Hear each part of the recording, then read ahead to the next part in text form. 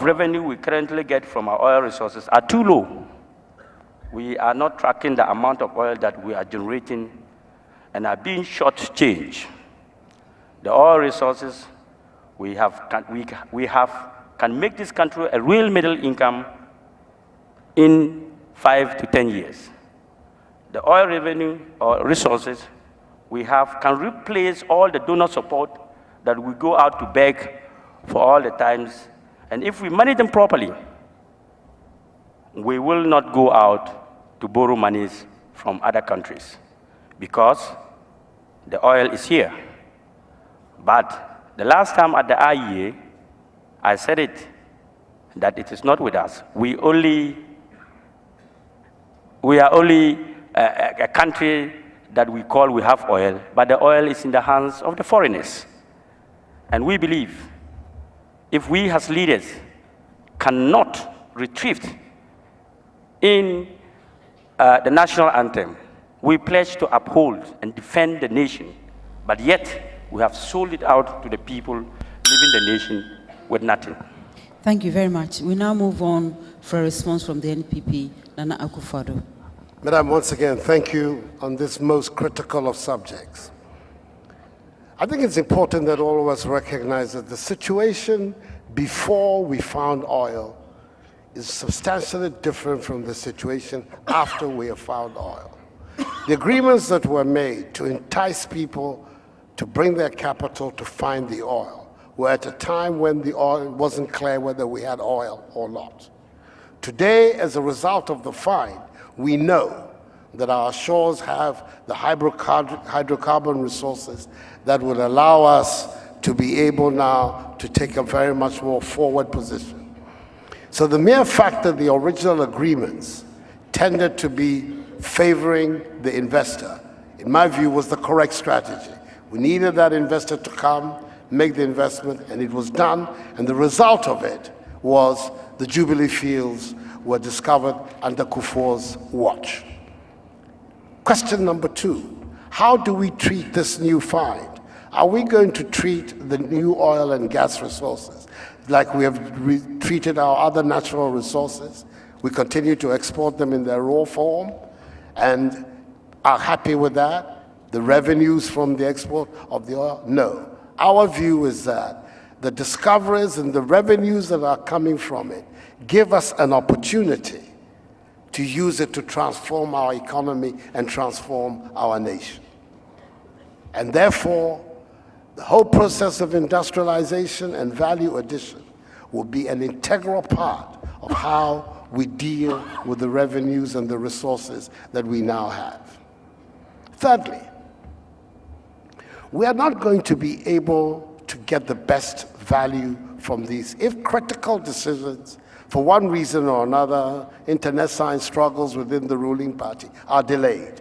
We saw the delay over the linkage of our gas resources to the gas plant, largely because for years there was a tug of war as to who should be responsible for it. Mercifully, that has now been resolved, many years too late, but better later than never. Fourthly, clearly the most equitable manner in which our nation and our people will benefit from the oil revenues is to ensure that they are used on the two most critical aspects of our national life, our education and our health care. If at the time when the oil resources run out of Ghana, we have a transformed Ghanaian population, educated, which has access to good health care, we now have the basis to sustain the development of our nation, not for 1 year, not for 2 years, but for generations to come. Our commitment to free secondary education is not about winning the next election. It's about preparing the country for the next generation. Thank you so much. We now move on to NDC. Thank you very much. I'll start by saluting the PNDC government and the GNPC. The GNPC was formed by the PNDC, and I think that step at the time is what has brought us where we are today. The GNPC has done a phenomenal job over time to discover the initial oil wells that we found and the recent discoveries that we have made. Under President Kufuor's watch, Jubilee was found, and since then, most people don't know it. Since 2009 under President Atamil's watch, 16 new discoveries have been made, and that's phenomenal.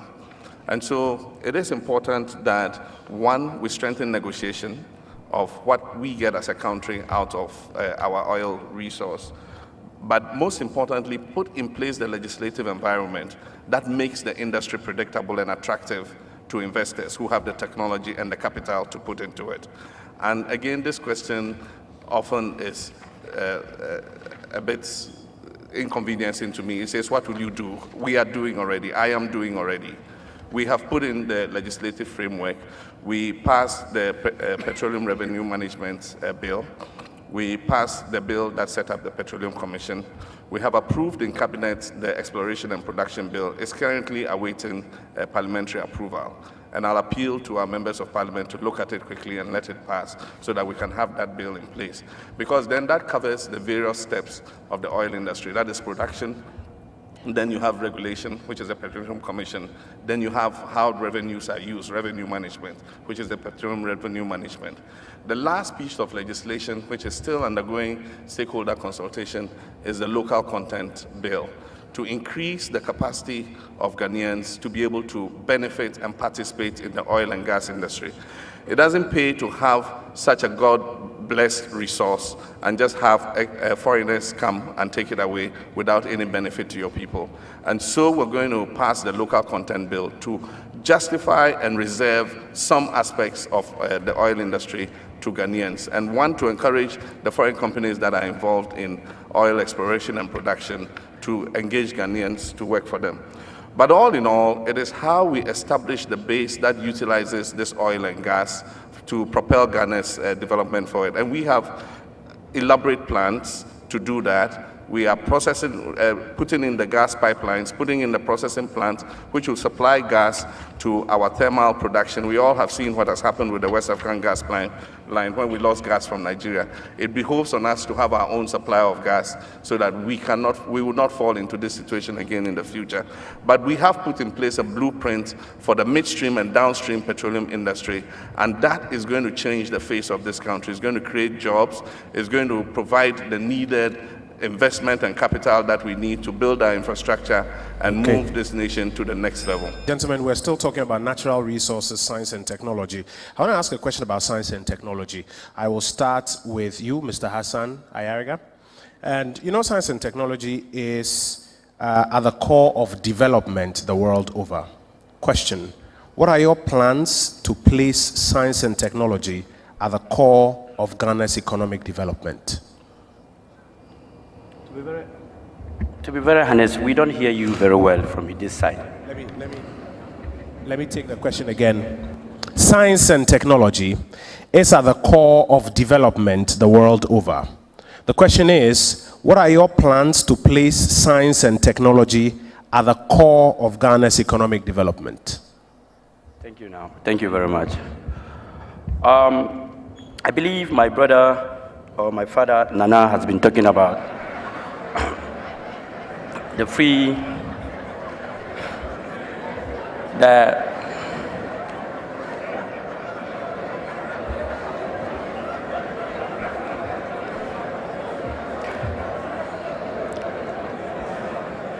please, thank you. Has been talking about the free educational senior high school system. Now, let's not be worried about the free senior high school. Let us be worried about the quality of education that we want to deliver to our people.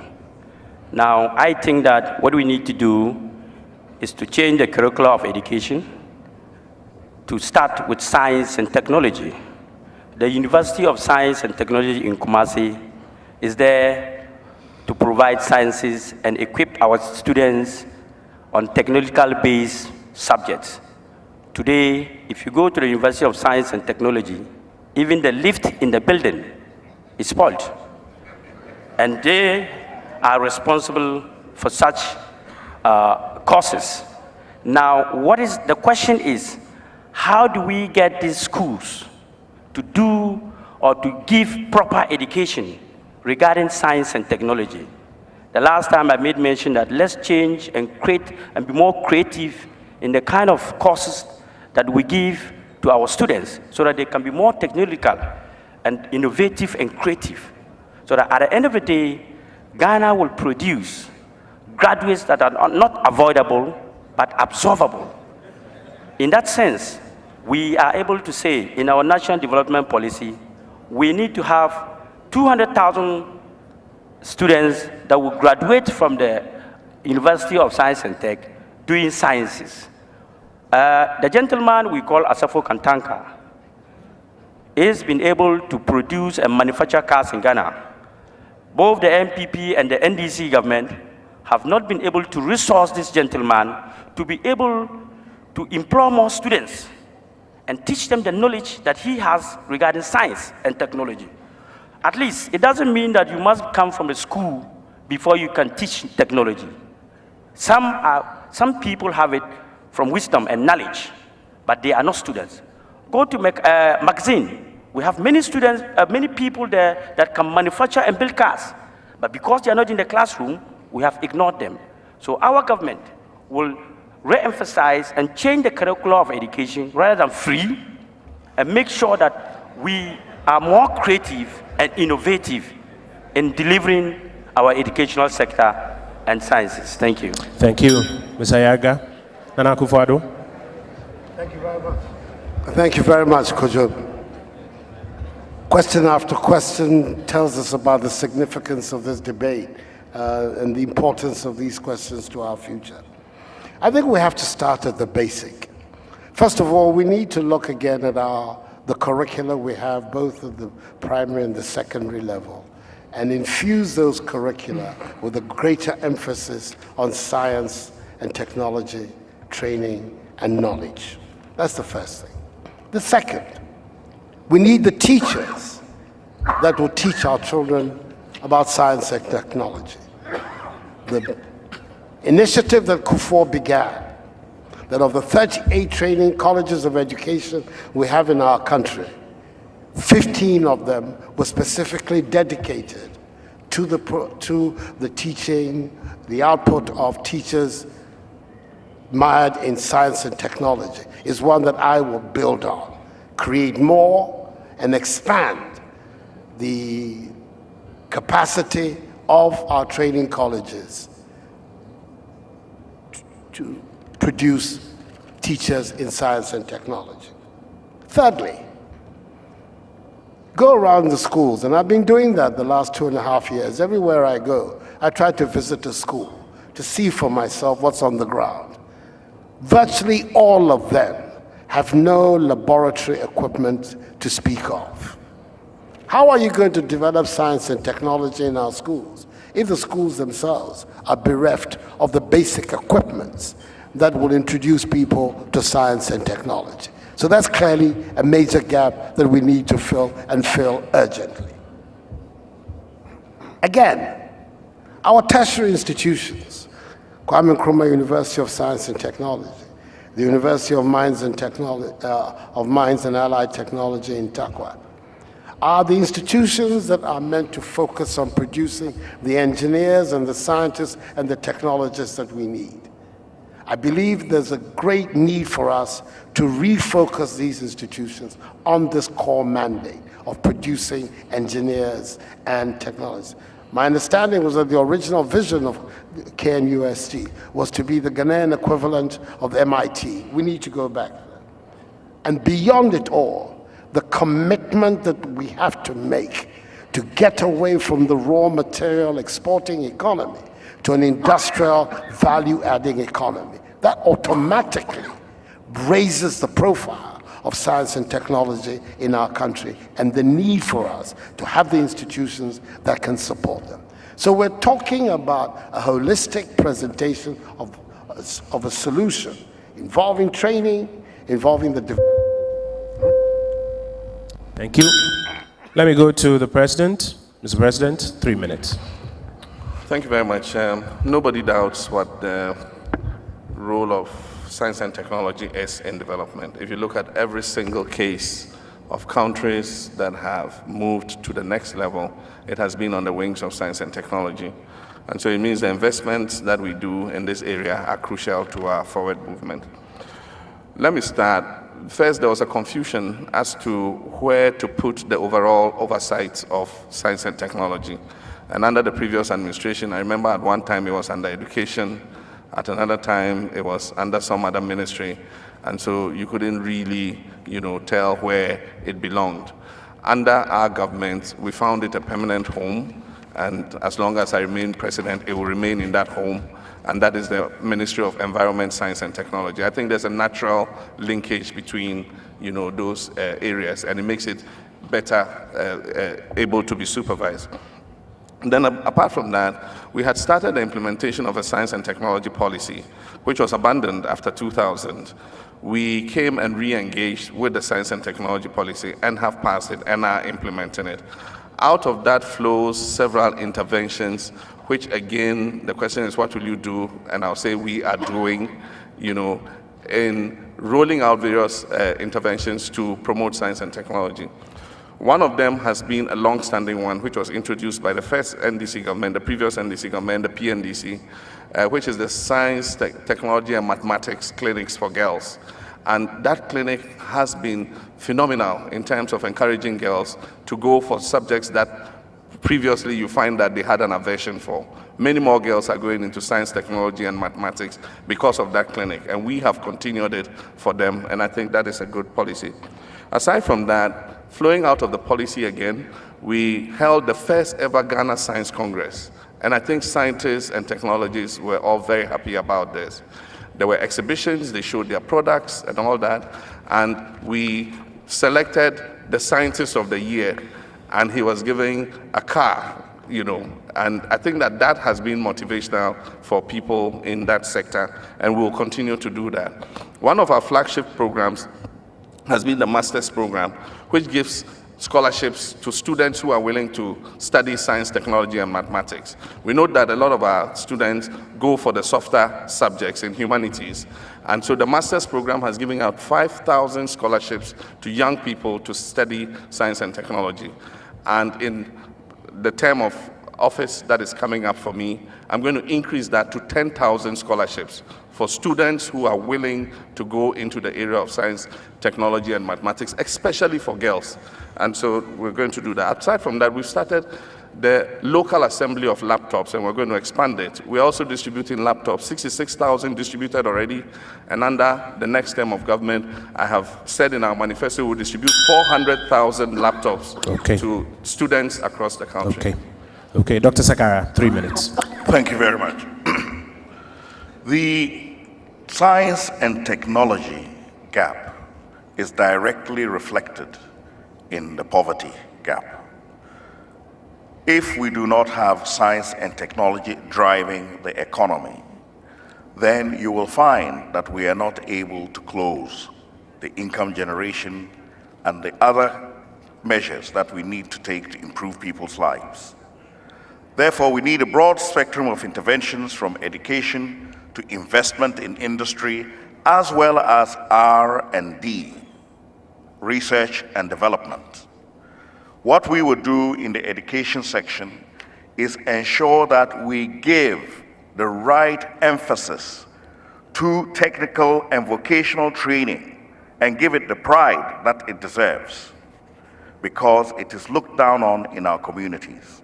Therefore, when people are not able to pass the BECE exam, we have said as part of our free education policy that we will establish district opportunity industrialization centers where they can improve their aptitudes in the technical areas whilst continuing with reading, writing, and arithmetic. So by the time they're 18 or pass out of that school, they have the same level of proficiency as people who have gone to secondary school. That, we believe, is the first step to promoting science and technology. The second thing is to make our polytechnics more robust by ensuring that you can graduate from those OICs into polytechnics to do community college degrees in technical areas. Lastly, we will also ensure that the appropriate training of graduates themselves is situated within industrial research and development. To move the ideas from the shelf to the factories, we will establish a 10 million CD research and development fund for innovations. That will ensure that all the innovations we have stacked up in CSIR don't just stay on the shelves, but we have a way of conveying them into industry. Ultimately, knowledge is demand-driven.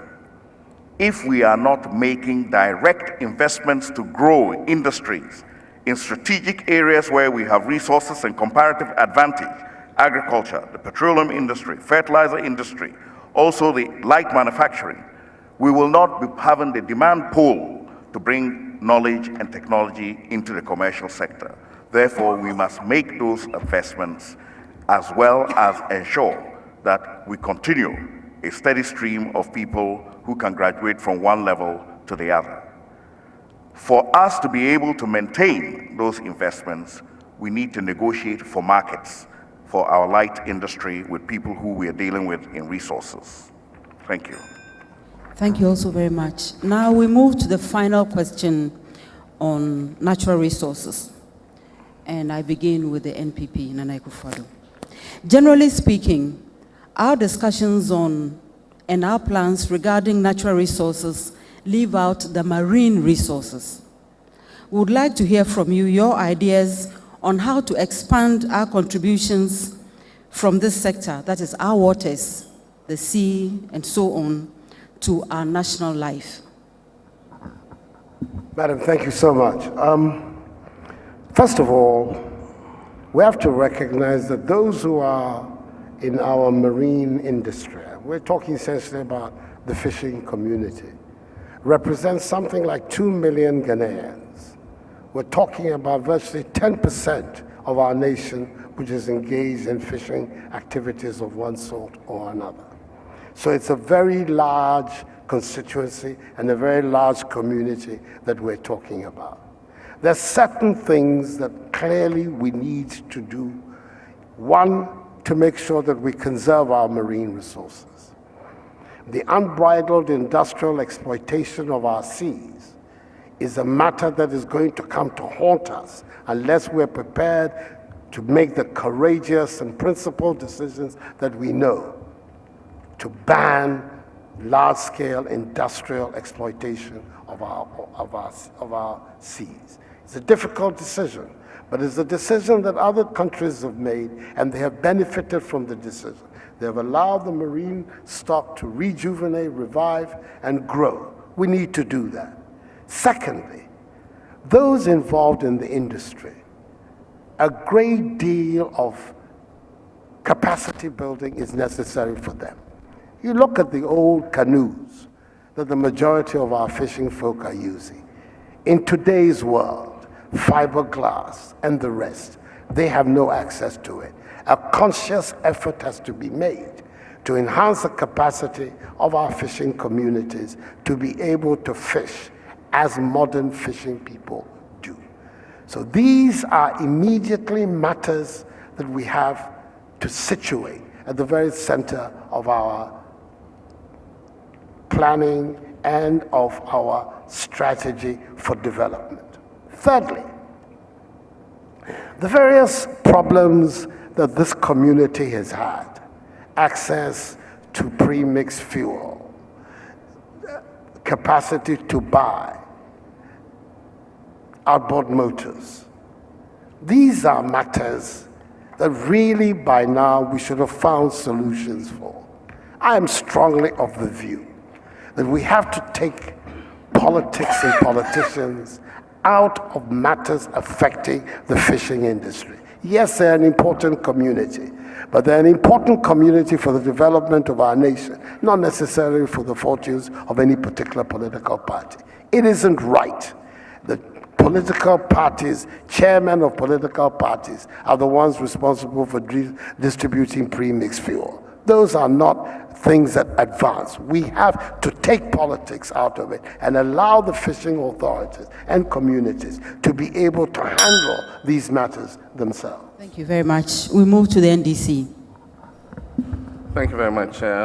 Again, here I'll say we're doing a lot to improve our marine resources. The major problem with our marine resources has been overfishing and use of illegal methods. And that has emanated from our inability to police our waters. But let me also qualify that we can't do this in isolation as a country because we share the Gulf of Guinea with our neighbors. However, we protect our little corner of the Gulf of Guinea. If overfishing and poaching and illegal methods is allowed in other countries, then it won't mean much for us. But we'll do as much as we can in our little corner and persuade our neighbors to join us in doing so.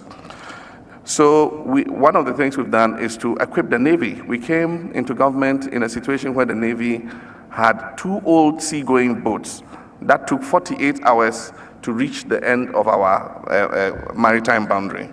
We have, over the last 4 years, provided the Navy 7 brand new boats to increase their capacity to be able to police our waters.